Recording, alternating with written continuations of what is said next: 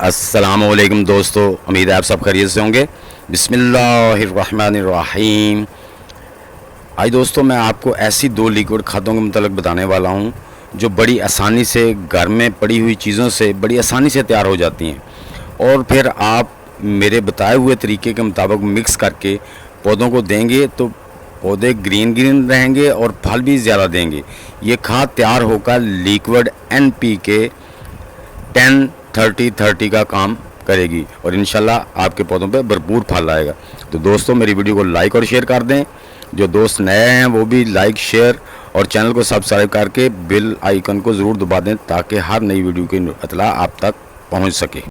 تو دوستوں ہمارے گھر میں بہت سی ایسی چیزیں موجود ہوتی ہیں جن کے متعلق ہمیں پتہ نہیں ہوتا کہ یہ کیا کام کرتی ہیں۔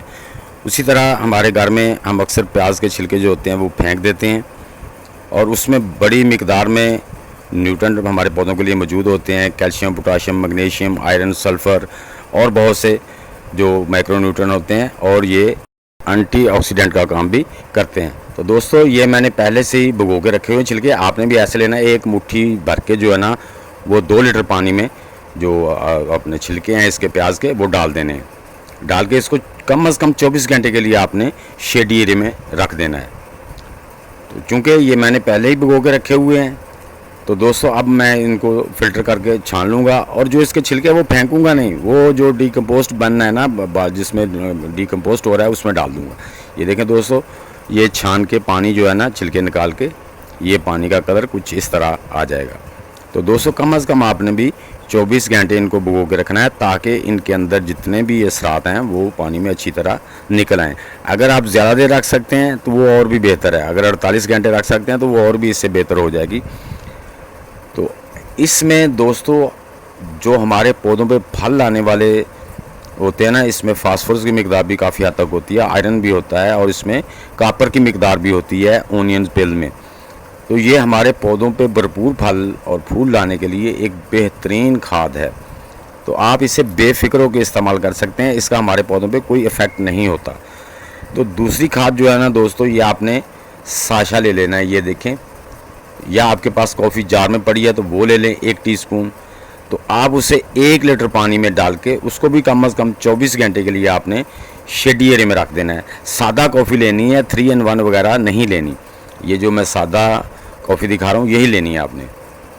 اشے کو یا 1 ٹی اسپون آپ نے 1 لیٹر پانی میں ڈال کے رکھ دینا ہے۔ تو دوستو یہ میں نے پہلے سے رکھی ہوئی تھی، اس میں یہ ماشاءاللہ یہ اس کلر ایسا آ گیا ہے، یہ بھی تیار ہو گئی ہے۔ تو کم از کم 24 گھنٹے کے لیے رکھنی ہے، اگر 48 گھنٹے رکھ دیں تو اور زیادہ بیٹر ہے۔ تو دوستو ہماری کافی میں بھی جو ہوتا ہے نا کیلشیم، میگنیشیم، پوٹاشیم اور نائٹروجن کی بہت اچھی خاصی مقدار اس میں موجود ہوتی ہے۔ تو دوستو اب ہم اس کو NPK 10-30-30 کیسے بنائیں گے؟ یہ 1.5 لیٹر میرا پانی ہے جس میں کیلشیم، میگنیشیم، پوٹاشیم، آئرن وغیرہ، سلفر پہلے سے موجود ہے۔ اب ہم اس میں 1/2 لیٹر یہ جو ہماری کافی کی لیکوڈ فرٹیلائزر ہے یہ ملا دیں گے۔ جب یہ ملائیں گے تو ہمارے 10% جو ہے نا اس میں وہ آ جائے گی نائٹروجن، اور باقی 3 حصے دوسرے فرٹیلائزر کے رہ جائیں گے، اس میں 30% میگنیشیم، کیلشیم، پوٹاشیم یہ چیزیں آ جائیں گی۔ یہ ہماری 10-30-30 فرٹیلائزر تیار ہو گئی ہے۔ تو اب ہم دوستو اسے اپنے پودوں پہ اپلائی کریں گے۔ اس کو اپلائی کیسے کرنا ہے؟ اس کو اپلائی ہم نے ایسے کرنا ہے کہ 1 گلاس جو ہے نا 250 ml یا 300 ml پر پلانٹ آپ دے سکتے ہیں، یعنی کہ آپ کے جو بڑے پلانٹ ہیں اس میں دے سکتے ہیں۔ تو اگر یہ تھوڑی زیادہ بھی ڈال جائے تو اس میں حرج نہیں ہے، یہ کیونکہ آرگینک ہے، یہ آپ کے پودوں کو نقصان نہیں دے گی۔ دوستو ہمارے گملوں میں محدود مٹی ہوتی ہے اور اس میں محدود ہی نیوٹرنٹ ہوتے ہیں جو پودے کی خوراک ہوتی ہے، تو اس لیے ہمیں ہر ہفتے کوئی نہ کوئی فرٹیلائزر ان کو دیتے رہنا چاہیے، یعنی کہ کبھی جو جیسے میں نے مکس کی ہے ایسے دے دیں، کبھی خالی اونین پلز کی دے دیں، کبھی بنانا پلز کی فرٹیلائزر دے دیں، لیکن آپ نے کم از کم ان کو 24 گھنٹے کے لیے لازمی بھگونا ہے پانی میں۔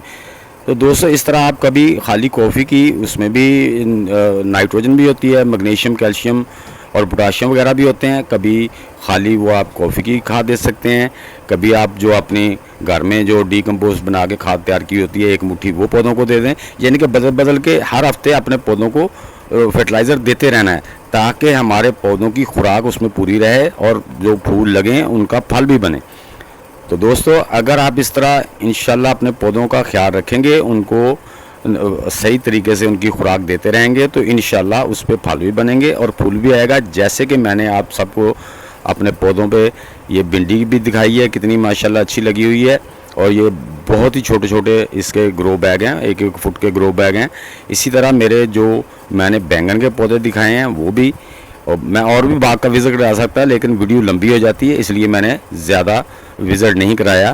تو دوستو یہ ماشاءاللہ آپ دیکھ رہے ہیں کہ میرے بھنڈی کے پودوں پہ کتنی بھنڈیاں لگی ہوئی ہیں, اور آپ کے میرے بینگن کے پودوں پہ بھی دیکھا ہے. اور ماشاءاللہ میں نے اس کو کوئی اب تک یعنی کہ 6 مرتبہ پہلے میں ہارویسٹ کر چکا ہوں, اور اب پھر ماشاءاللہ اتنے زیادہ میرے گملوں میں جو لگے ہوئے بینگن کے پودے ہیں ان پہ فروٹ لگا ہوا ہے. اور کچھ میں نے بینگن چھوڑے ہوئے ہیں بیج بنانے کے لیے جو زیادہ بڑے سائز کے ہیں, تو ان کا میں اپنے گھر پہ بیج بناؤں گا. یہ جو بھنڈی ہے یہ بھی میں نے بیج کے لیے چھوڑی ہوئی ہے, یہ بہت اچھی قسم کی آگے تھی.